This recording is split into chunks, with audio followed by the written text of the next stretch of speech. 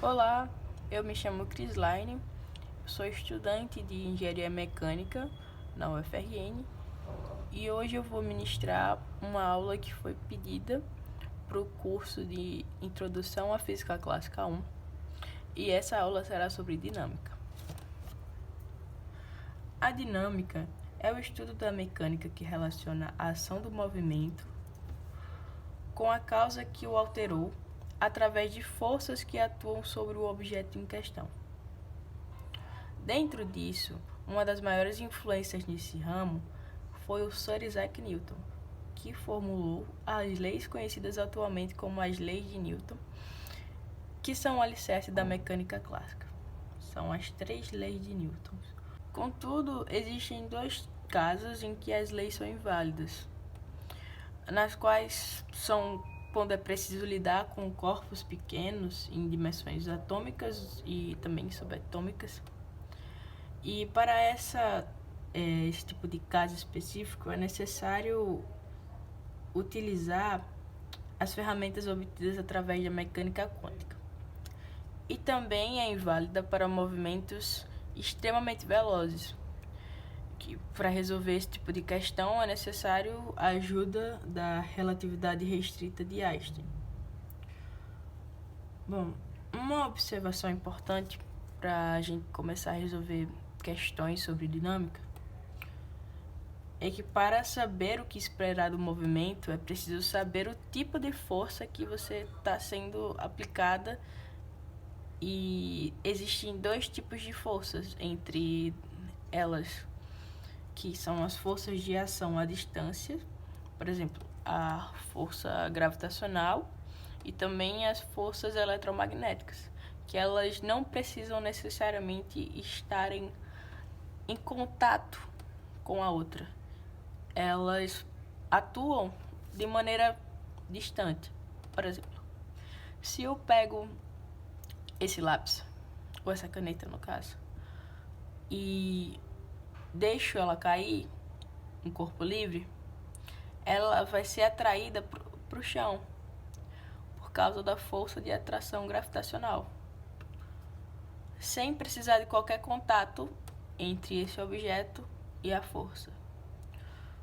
Porém, também existe o outro tipo de força, que é a força de contato, que nela agem as forças de atrito e também a força normal.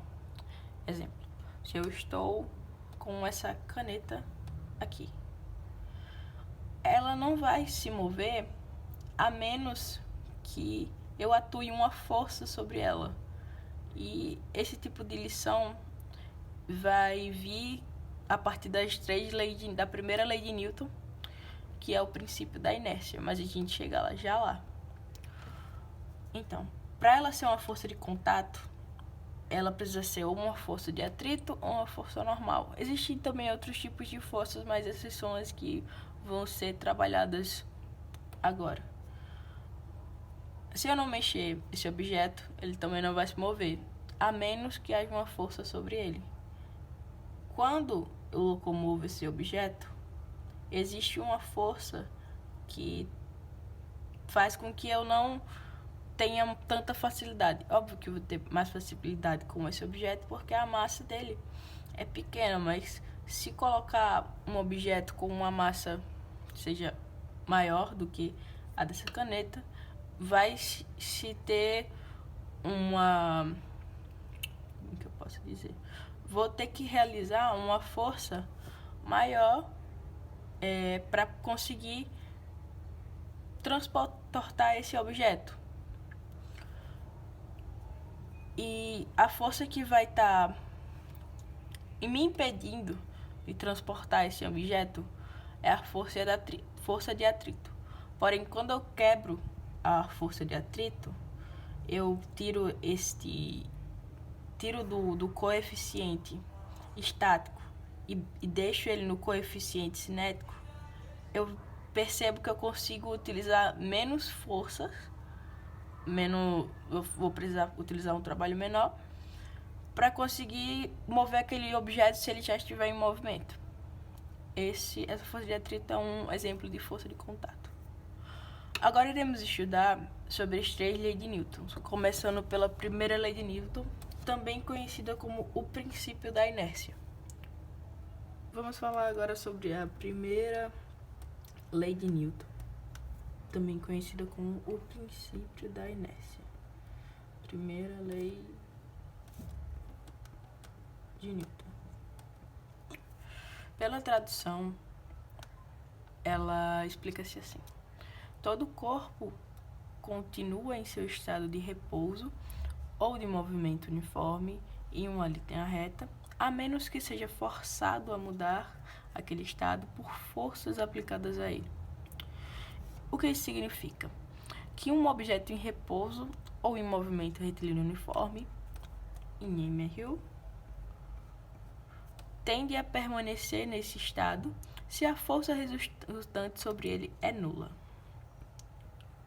Se a força resultante é igual a zero.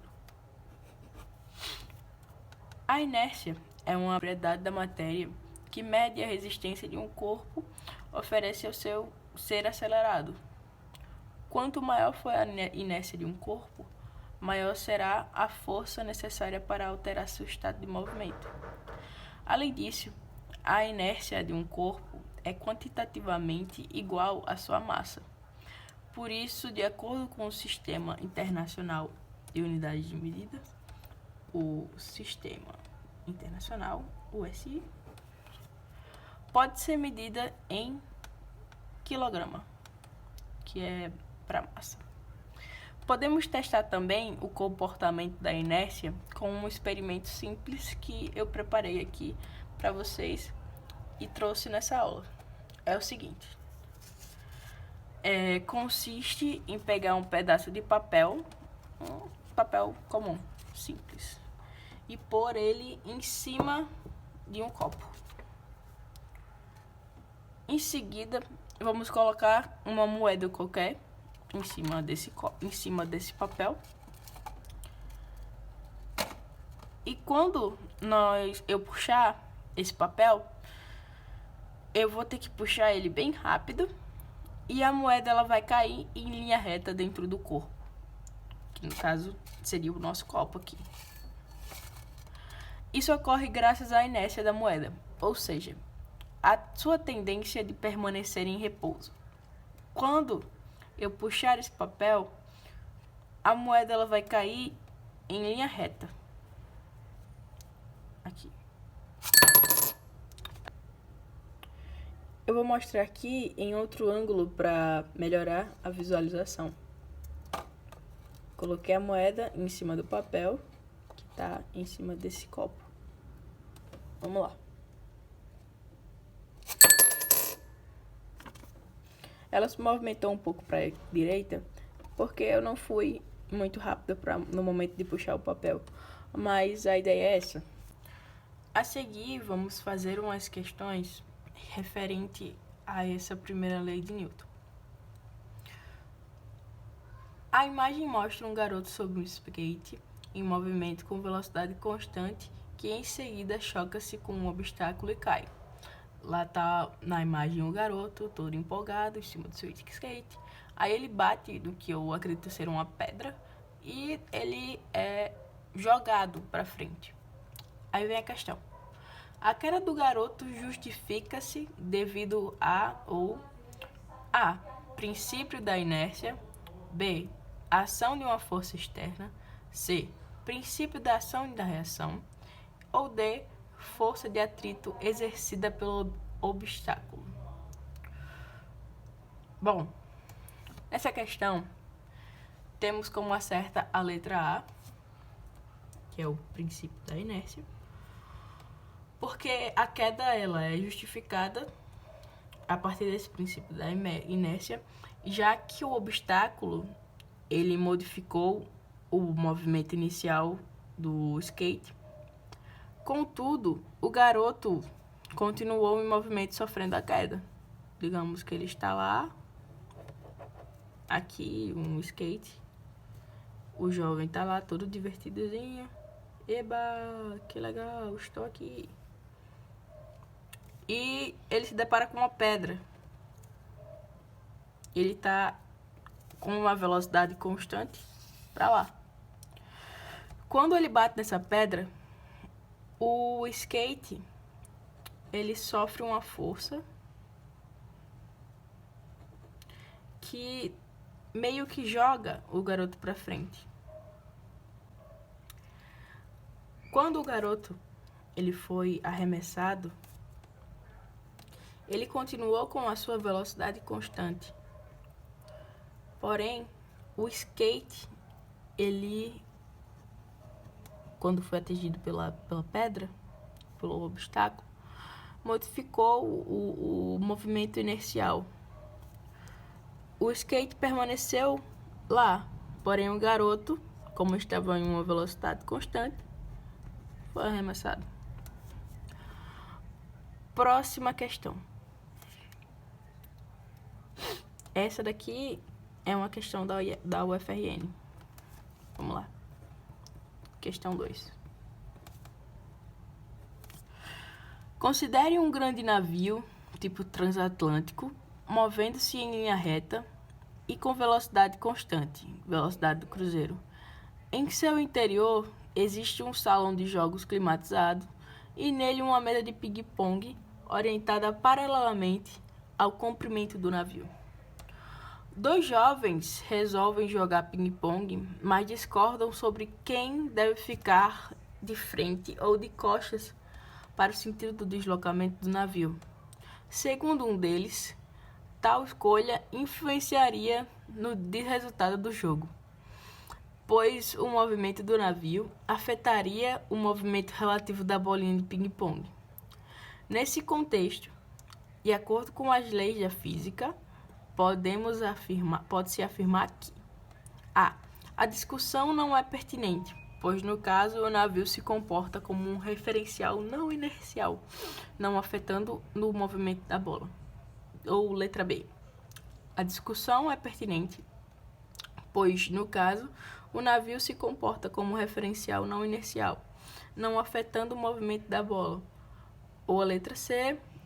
A discussão é pertinente, pois no caso o navio se comporta como um referencial inercial, afetando o movimento da bola. E, por último, a letrinha D. A discussão não é pertinente, pois, no caso, o navio se comporta como um referencial inercial, não afetando no movimento da bolinha. A letra correta é a letra D, pois, como os jovens e a mesa de ping-pong estão dentro do navio, aqui os dois jovens. Meu desenho não é lá essas coisas, até porque o meu desenho é palitinho, então... a mesa de ping-pong estão dentro do navio.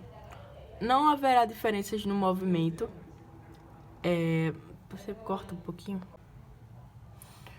Como os jovens e a mesa de ping-pong estão dentro do navio, tá aqui os dois jovens e a mesa de ping-pong, não haverá diferenças no movimento da bola, já que o navio se comporta como um referencial inercial. Similarmente, como estamos todos dentro da Terra, qualquer tipo de pessoa dentro da Terra, a gente não tem uma força assim que faça com que a gente permaneça em movimento, já que estamos em um referencial inercial em relação à Terra. Não sentimos seu movimento porque ela se comporta como um referencial inercial. Essa é a justificativa da resposta ser a letra D. As próximas aulas elas serão baseadas na segunda lei de Newton, a terceira lei de Newton e, por fim, trabalho e energia, que, para mim, são os principais conteúdos que devem ser abordados dentro dessa temática, né, que é a dinâmica. Então é isso, pessoal. Até o próximo vídeo.